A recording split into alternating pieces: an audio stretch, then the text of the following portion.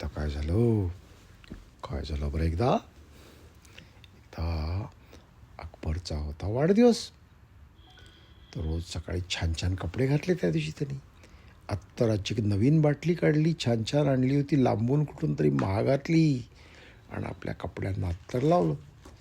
तेवढ्यात काय झालं, त्या अत्तराचा एक थेंब त्याच्या खुर्चीच्या कुशनवर पडला, उशीवर. आणि तो अत्तराचा थेंब त्या उशीमध्ये जिरणार तेवढं अकबर आपल्या बोटाने कटकट कटकट कटकट त्याला काढायचा प्रयत्न करायला लागला. जिरायच्या आत आपल्या बोटावर घ्यायला लागला. पण ते थेंब काय गेला उशीमध्ये, त्याला बोटावर काही घेता आला नाही. आणि त्या अत्तराच्या मागे अकबरला पळताना बघून बिरबल तिकडे उभा होता. तो मात्र गालातल्या गालात हसला बरं का. आणि अकबरने बघितलं की बिरबल आपल्याकडे हसतोय. गालातल्या गालात आपली फजिती बघितली आहे त्यांनी. त्याला खूप असं काय करावं आता. एका मोठा मी राजा, एवढे माझं मोठे महाल, एवढा माझ्याकडे पैसा, आणि एका अत्तराच्या थेंबासाठी मी मागे जात होतो.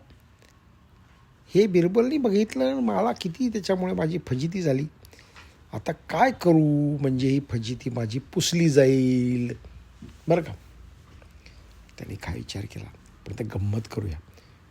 कोण आलं तिकडे? 4 नोकर आले बरं का. त्याने म्हणलं, हे बघा,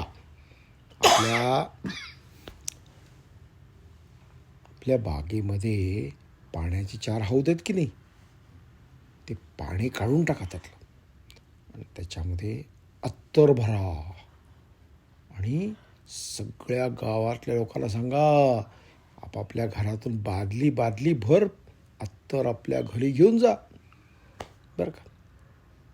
सगळं झालं. हौदामध्ये अत्तर भरलं, सगळ्या लोकांना सांगितलं. लोक झाले खुश. सगळे आपल्या बादली घेऊन आले आणि अत्तर भरून घेऊन जायला लागले. तिकडे बिरबल उभा होता. अकबर त्याला म्हणला, कसं चाललंय बिरबल, मजा? बघतोयस का कशी मजा चालली आहे? बिरबलने बघितलं अकबरकडे. तो म्हणला, बूंद से गई, एका थेंबाने गेली तुमची, ती 100 हौदाने भरून येत नाही.